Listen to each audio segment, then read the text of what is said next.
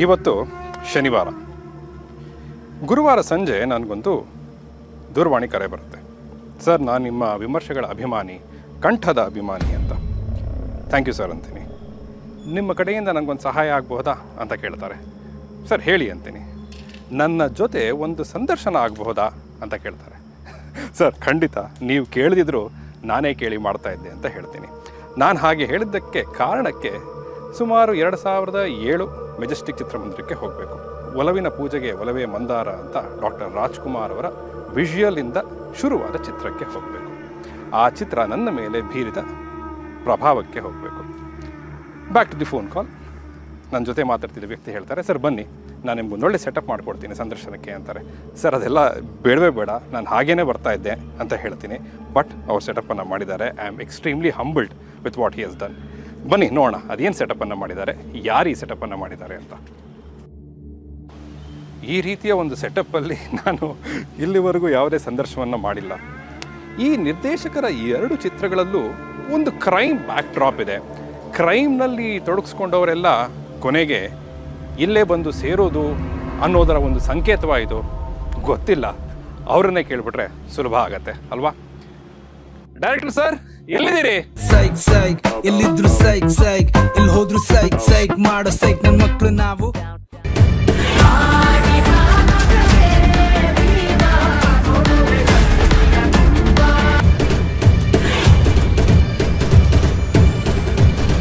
ಹೇಗಿದ್ದೀರಾ sir? Sir ತುಂಬ ಚೆನ್ನಾಗಿದ್ದೀನಿ. ಇಷ್ಟೆಲ್ಲ ಸೆಟಪ್ ಮಾಡಿಸಿದ್ದೀರಿ, ತುಂಬ ಖುಷಿ ಆಗ್ತಾ ಇದೆ ನನಗೆ. Thank you sir, thank you. Please come, ಬನ್ನಿ.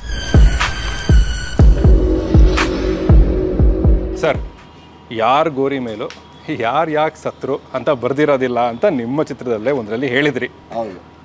ಇಲ್ಲಿ ಸರಿ ನೋಡೇ ಬೇಡ, ಯಾವ್ದಾದ್ರು ಗೋರಿ ಮೇಲೆ ಏನಾದರೂ ಬರ್ದಿದ್ದಾರಾ ನೋಡೇ ಬೇಡ ಅಂತ ಪ್ರಯತ್ನ ಪಡೋಕೆ ಹೋದ್ರೂ ಅಷ್ಟು ಗೋರಿಗಳಿವೆ, ಸಾಧ್ಯವಿಲ್ಲ. ಏನು ಸರ್ ಇದು ಸೆಟಪ್ಪು? ಇಲ್ಲಿ ಯಾಕೆ ಸಂದರ್ಶನ? ನನ್ನನ್ನು ಯಾಕೆ ಇಲ್ಲಿ ಕರೆಸಿದ್ದೀರಿ? ಸ್ಪೆಷಲಿ ನಾನು ನಿಮ್ಮ ಎಲ್ಲ ಇಂಟರ್ವ್ಯೂಸ್ನ ನೋಡ್ತಿದ್ದೆ. ನನಗೆ ಒಂದೊಂದು ಇಂಟರ್ವ್ಯೂನು ಬೇರೆ ಬೇರೆ ಬೇರೆ ಜಾಗದಲ್ಲಿ ಕೊಡಬೇಕು ಅಂತ ಯಾವಾಗಲೂ ಇಷ್ಟಪಡ್ತೀನಿ. ಸರಿ, ನನಗನ್ನಿಸ್ತು ನಿಮ್ಮನ್ನು ಕರ್ಕೊಂಡು ಸ್ಮಶಾನದಲ್ಲಿ ಕೂತು ಮಾತಾಡಿದ್ರೆ ಹೆಂಗಿರುತ್ತೆ, ಒಂದು ವಿಶೇಷತೆ ಏನೋ ಹುಟ್ಟಬಹುದು ಅನ್ನೋದು ಅಗೇನ್ ತಿರ್ಗಾ ಸ್ವಲ್ಪ ಕ್ರಿಯೇಟಿವ್ ಆಗಿರಲಿ ಅನ್ನೋದಕ್ಕೋಸ್ಕರ ಇಲ್ಲಿ ಬನ್ನಿ ಸರ್ ಅಂತ ಕರೆ. And you deserve. ಅಯ್ಯೋ ಥ್ಯಾಂಕ್ ಯು ಸರ್. ಇಲ್ಲ, ನಾನು ಅದೇ ಹೇಳಿದ ಹಾಗೆ ಇಷ್ಟು ಸೆಟಪ್ಪನ್ನು ಯಾವ ಸಂದರ್ಶನದಲ್ಲೂ ನಾನಂತೂ ಭಾಗಿಯಾಗಿಲ್ಲ. ಇಷ್ಟು ಸೆಟಪ್ ಇರೋದು ನೋಡೂ ಇಲ್ಲ ಸಂದರ್ಶನಗಳನ್ನು. ಸೊ ನನಗಾಗಿ ಅಷ್ಟನ್ನು ಮಾಡಿಸಿದ್ರಿ. ತುಂಬ I am humbled. Thank you so much.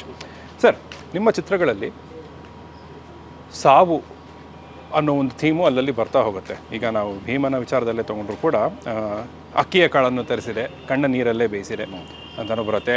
Don't worry baby ಚಿನ್ನಮ್ಮ, ಆ ಹೆವನ್ನಲ್ಲಿ ಅಣ್ಣನೇ ಸ್ಟಾರಮ್ಮ. ಸೊ ಅಲ್ಲೂ ಒಂದು ಸಾವು. ಸೂರ್ಯಣ್ಣ ಸಲಗಕ್ಕೆ ಹೋದರೂ ಕೂಡ ಅಲ್ಲೂ ಒಂದು ಸಾವು. ಕ್ರೈಮ್ನ ಬ್ಯಾಕ್ ಡ್ರಾಪಲ್ಲಿ ಈ 2 ಕಥೆಗಳಿದೆ ಅನ್ನೋದ್ರಿಂದ ಕ್ರೈಮ್ ಇದ್ದಲ್ಲೆಲ್ಲ ಇದೇ ಕೊನೆಯ ಡೆಸ್ಟಿನೇಷನ್ನು, ಈ ಡೆಸ್ಟಿನೇಷನ್ಗೆ ಬೇಗನೆ ಬಂದ್ಬಿಡ್ತೀರಾ ಕ್ರೈಮಲ್ಲಿದ್ದರೆ ಅಂತ ಹೇಳೋ ಒಂದು ಸೂಚನೆ ಅದು. ಪ್ರತಿದಿನವೂ ನಾನು ನನ್ನ ಆಯುಸಲ್ಲಿ ಒಂದಿನ ಕಳೆದಿದ್ದೀನಿ, ಸಾವಿಗೆ ಹತ್ರಕ್ಕೆ ಹೋಗ್ತಾ ಇದ್ದೀನಿ ಅಂದ್ಕೊಂಡ್ರೆ ಮಾತ್ರ ತುಂಬ ಚೆನ್ನಾಗಿ ನಾವು ಬದುಕಬಲ್ಲವು. ಇಲ್ಲ, ಅದನ್ನೆರಡೂ ಮರ್ತರೆ ತುಂಬ ಕಷ್ಟ ಜೀವನ. ಪ್ರತಿ ಕ್ಷಣ ಇವತ್ತು ಮುಗೀತು, ನನಗೆ ಗೊತ್ತಿಲ್ಲ ಸಾವು. ಆ ಸಾವಲ್ಲಿ ಒಂದು ದಿವಸ ಕಳೆದಿದ್ದೀನಿ, ಆ ಸಾವು ಹತ್ರಕ್ಕೆ ಹೋಗ್ತಾ ಇದ್ದೀನಿ. ಚೇಸಿಂಗ್ ದ ಡೆತ್ ಅಂತ ಹೇಳ್ತೀವಲ್ಲ, ಅದು ಅಂದ್ಕೊಳ್ತಾ ಇದ್ದಾಗ ಮಾತ್ರ ನಿಮಗೆ ಏನೋ ಒಂದು ಎಲ್ಲವೂ ಒಂದು ಸ್ವಲ್ಪ ಅಲರ್ಟ್ ಆಗ್ತಾ ಹೋಗುತ್ತೆ ಮೈಂಡು ಅಂತ ನನ್ನ ಪ್ರಕಾರ ಯಾವಾಗಲೂ. ಈಗ ನಾವಿದ್ದೀವಿ ಇಲ್ಲಿ ಸುಡುಗಾಡಲ್ಲಿ, ಸ್ಮಶಾನದಲ್ಲಿ ಇದ್ದೀವಿ. ಸೊ ಸ್ಮಶಾನ ವೈರಾಗ್ಯ ಅಂತ ಹೇಳ್ತಾರಲ್ಲ ಸರ್, ಅದು ಆ ಒಂದು ಕ್ಷಣಕ್ಕೆ ಆ 2 ದಿನಗಳಿಗೆ ಏನಿದು ಜೀವನ, ಯಾಕಿದು ಜೀವನ, ಇಲ್ಲಿ ಏನು ಮಾಡಿ ಏನು ಪ್ರಯೋಜನ ಅನ್ನೋ ಒಂದು ವೈರಾಗ್ಯ ಬರುತ್ತೆ. ಬಟ್ ನೀವು ಹೇಳಿದಾಗೆ we are chasing death every day ಅನ್ನೋ ಒಂದು ಆಲೋಚನೆ ಇದ್ದಾಗ ಯಾವಾಗಲಾದರೂ ನಿಮಗೂ ಇದು ಬಂದದ್ದುಂಟಾ? ಏನಿದೆಯಾ ಈ ಫಿಲಮ್ಗಳು ಮಾಡಿ, ಏನಿದು ಹೊಡೆದಾಡಿ, ಯಾಕೆ ಬೇಕಿಲ್ಲ? ಇಲ್ಲ, ಅಫ್ಕೋರ್ಸ್ ಪ್ರತಿಯೊಬ್ಬರ ಜೀವನದಲ್ಲೂ ಒಂದು ಟೈಮ್ ವೈರಾಗ್ಯ ಬರುತ್ತೆ. ಅದನ್ನು ಒಂದು ಸ್ವಲ್ಪ ಬಲವಾಗಿ ಹಿಡ್ಕೊಂಡು ನೋಡಿದ್ರೆ ನಿಮಗೊಂದು ಒಂದು ಸ್ಟೇಟ್ ಆಫ್ ಮೈಂಡಿಗೆ ಕರ್ಕೊಂಡು ಹೋಗುತ್ತೆ.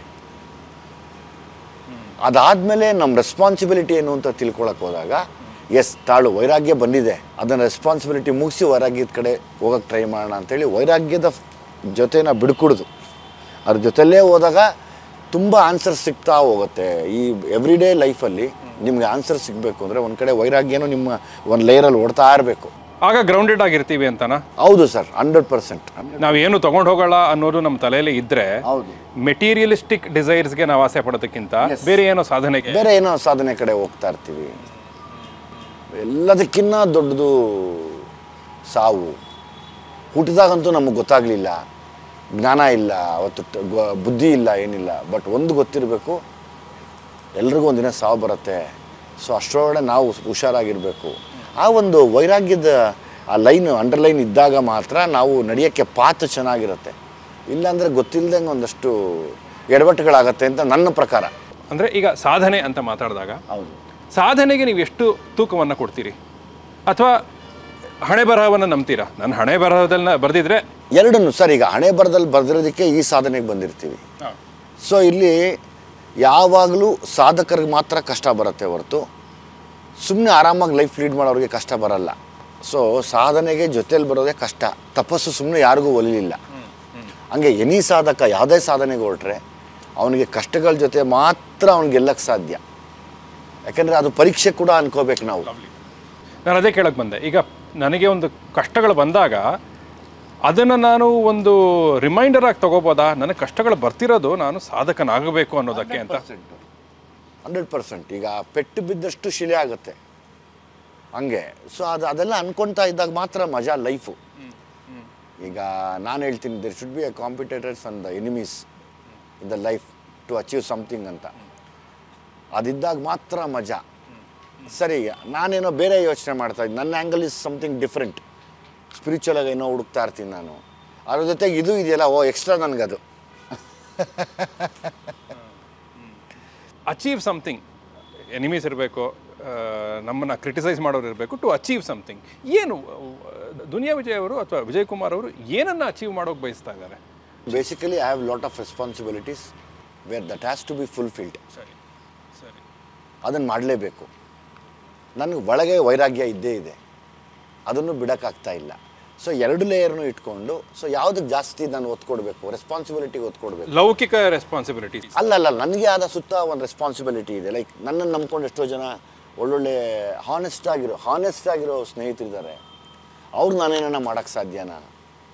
ಮಾಡಿದ್ರೆ ಅವ್ರಿಗೆ ಒಳ್ಳೇದಾಗತ್ತಲ್ವಾ ಅನ್ನೋದು. ಓಕೆ, ಮಕ್ಕಳಿದ್ದಾರೆ, ಅವ್ರಿಗೇನೋ ಒಂದು ಫ್ಯೂಚರ್ ನೋಡಬೇಕು, ಇದೆಲ್ಲ ಇದೆ. ಅದ್ರ ಬಗ್ಗೆ ದುರಾಸೆ ಇಲ್ಲ, ಆಸೆ ಇದೆ.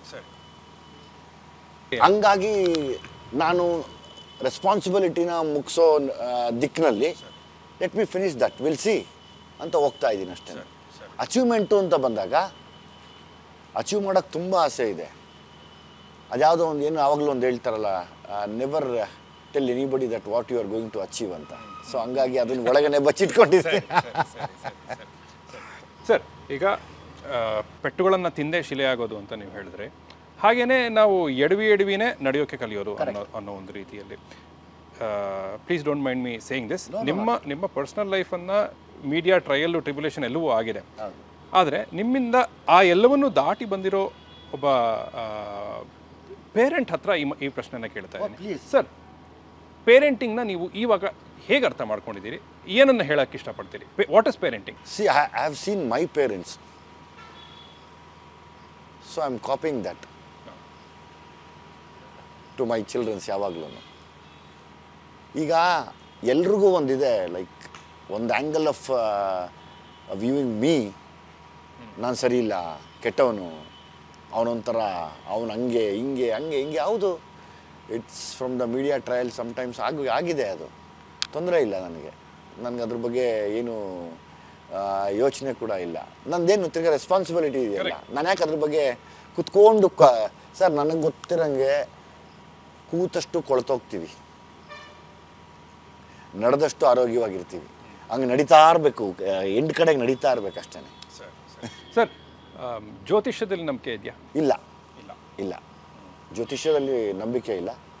ಬೇಸಿಕ್ ಥಿಂಗ್ಸ್ ನಾನು ನಂಬ್ತೀನಿ, ಬೇಸಿಕ್ ಥಿಂಗ್ಸ್ ಅಷ್ಟೇ. ಜ್ಯೋತಿಷ್ಯ ನನಗೆ ಹೀರೋ ಆಗಬೇಕು ಅಂತ ಓದೋರೆಲ್ಲ ಓಡಿಸ್ಬಿಟ್ಟಿದ್ರು. ಆದರೆ ಒಬ್ಬರು ಒಂದು ಸರಿ ಸಿಕ್ಕಿ ನೀನು ಹಿಂಗೆ ಆಗ್ತೀಯ ಅಂತ ಹೇಳ್ಬಿಟ್ಟು ಹೋಗಿದ್ರೆ ಅವ್ರು ಜ್ಯೋತಿಷ್ಯ ಅಲ್ಲ. That is a blessing in disguise ಅಥವಾ ಅಂತ ನಾನು ನಂಬ್ತೀನಿ ಅದನ್ನು. ಅಥವಾ alerting you in a disguise that ನಿನ್ನ ರೂಟ್ ಬೇರೆ ಇದೆ, ಹುಷಾರಾಗಿರು ಅನ್ನೋದು. ಆ ವಿಷಯದಲ್ಲಿ I believe in positive energy ಯಾವಾಗಲೂ. ಅದನ್ನು ನಾನು ತುಂಬ ನಂಬ್ತೀನಿ ಯಾವಾಗಲೂ. ಎಸ್. ಸರ್, ಈಗ ನಾವು ಪಾಸಿಟಿವ್ ಎನರ್ಜಿ ಅಂತ ಹೇಳಿದ್ರೆ ಇಲ್ಲಿ ನಾವಿರೋ ಜಾಗದಲ್ಲಿ ಲಕ್ಷಾಂತರ ಮಂದಿಯ ಕಣ್ಣೀರು ನೋಡಿದೆ ಈ ಭೂಮಿ. ಹೌದು ಅಲ್ವಾ ಸರ್? ಹೌದು. ಸೊ ಇಲ್ಲಿ ಪಾಸಿಟಿವ್ ಎನರ್ಜಿ ಇದೆಯಾ, ನೆಗೆಟಿವ್ ಎನರ್ಜಿ? ಇಲ್ಲಿ ಪಾಸಿಟಿವ್ ಎನರ್ಜಿ ಇದೆ. ಆಚೆ ಹೋಗಿ ನೆಗೆಟಿವ್ ಎನರ್ಜಿ ನಿಮ್ಮ ಸುತ್ತಾಡ್ತಾನೆ ಇರುತ್ತೆ ಯಾವಾಗ್ಲೂ. ಸೊ ಅದಕ್ಕೆ ಇಲ್ಲಿ ಕತ್ಲೆ ಇರೋದಕ್ಕೋಸ್ಕರ ನೆಗೆಟಿವ್ ಅಂತ ಹೇಳ್ತಾರೆ. ಇಲ್ಲಿ ಪಾಸಿಟಿವಿಟಿ ಇದೆ. ನೀವು ದೇವ್ರ ಪ್ರಕಾರ ಕೇಳ್ತೀನಿ ಅಂದರೆ ಶಿವ ಇದ್ದಾರೆ, ಇಲ್ಲಿ ಸತ್ಯ ಹರಿಶ್ಚಂದ್ರ ಇದ್ದಾರೆ, ಅಲ್ಲಿ ಇಲ್ಲಿ ಬಿದ್ದಿರೋ ಕಣ್ಣೀರು ಕೂಡ ಸತ್ಯ, ಇಲ್ಲಿ ಮಲಗಿರೋರು ಕೂಡ ಸತ್ಯ. ಹಂಗಾಗಿ ಇಲ್ಲಿಗೆ ಸತ್ಯವಾಗೇ ಇರುತ್ತೆ. ನಾವು ಸತ್ಯವಾಗಿ ಇರ್ಬೇಕಷ್ಟೇನೆ. ಚೆನ್ನಾಗಿದೆ, ಚೆನ್ನಾಗಿದೆ. ಸತ್ಯ, ಇಲ್ಲಿ ಸತ್ಯವಿದೆ, ಹಾಗಾಗಿ ಪಾಸಿಟಿವಿಟಿ ಇದೆ.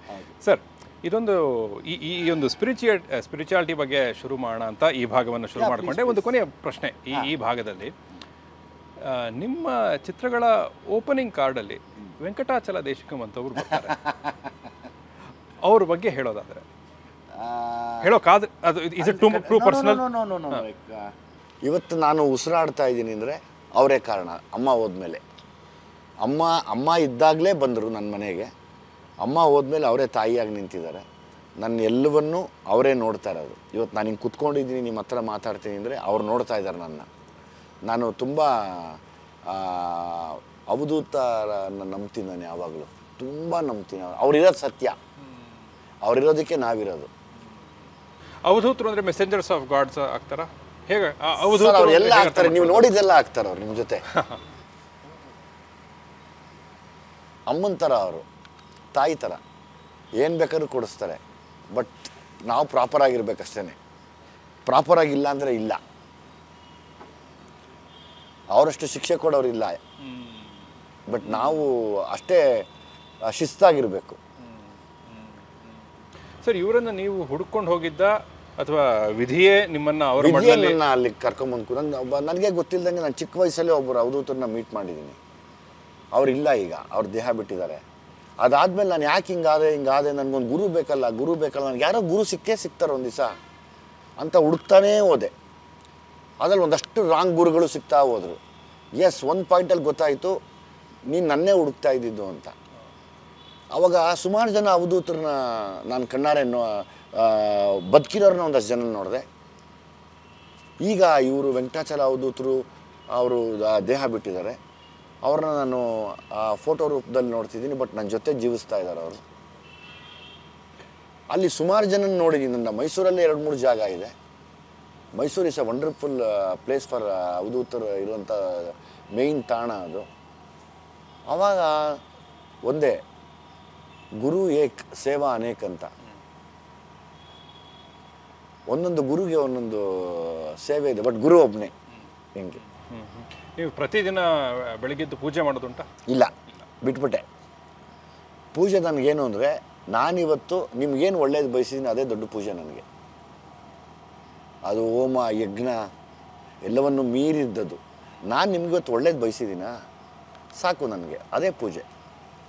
ಪ್ಲಸ್ ನಿಮ್ಮನ್ನು ನೋಡಿದ್ರೆ ನನಗೆ ಈ 2 ಗಂಟೆಗಳಲ್ಲಿ ನೋಡಿದಾಗಲೇ ಗೊತ್ತಾಯಿತು, ಕಾಯಕವೇ ಕೈಲಾಸ ನಂಬ್ಕೊಂಡು ಬದುಕೋ ನೀವು ಅಂತ. ಸರ್, ಅದೊಂದು ಇದ್ದರೆ ಯಾರೇನೇ ಅಂತ ಇರಲಿ ಸರ್. ಈಗ ಕುದುರೆಗೆ ಮನುಷ್ಯನ ಲ್ಯಾಂಗ್ವೇಜ್ ಗೊತ್ತಿಲ್ಲ, ಬಟ್ ಪ್ರಪಂಚದಲ್ಲೆಲ್ಲ ಕುದುರೆ ಫೋರ್ಸ್ಗೆ, ಕುದುರೆ ಇದಕ್ಕೆ ನಾವು ಹೋಲಿಸೋದು ಅಲ್ವಾ? ಹಂಗೆ ನಾವು ಕುದುರೆಗಳಾಗ್ಬಿಡ್ಬೇಕು. ಸುಮ್ಮನೆ ನೋಡ್ತಾ ಇರಬೇಕು, ಸ್ಪೀಡ್ ನೋಡ್ಕೊಂಡು ಅವ್ರು ಮ್ಯಾಚ್ ಮಾಡ್ಕೊಳಕ್ಕೆ ಟ್ರೈ ಮಾಡ್ತಾ ಇರ್ಬೇಕು ನಮ್ಮನ್ನು. Even the like aircraft is measured with the horse power ಅನ್ಕೋತೀನಿ. ಅದೊಂದು ನಮ್ಗೆ ಅನಿಮಲ್ಲು. ಬಟ್ ಯೋಚನೆ ಮಾಡೋ ರೀತಿ ಹೆಂಗಿದೆ ನೋಡಿ, ನಾವು ಅದು ಸ್ಪೀಡ್ನ ಮ್ಯಾಚ್ ಮಾಡ್ತಾ ಇದ್ದೀವಿ. ಯಾಕೆ ಮನುಷ್ಯನ ಮೇಲೆ ಹೋಲಿಸ್ತಿಲ್ಲ? ಸೊ ಹಂಗೆ ಕುದುರೆ ಥರ ಹೋಗ್ತಾ ಇರ್ಬೇಕಷ್ಟೇ.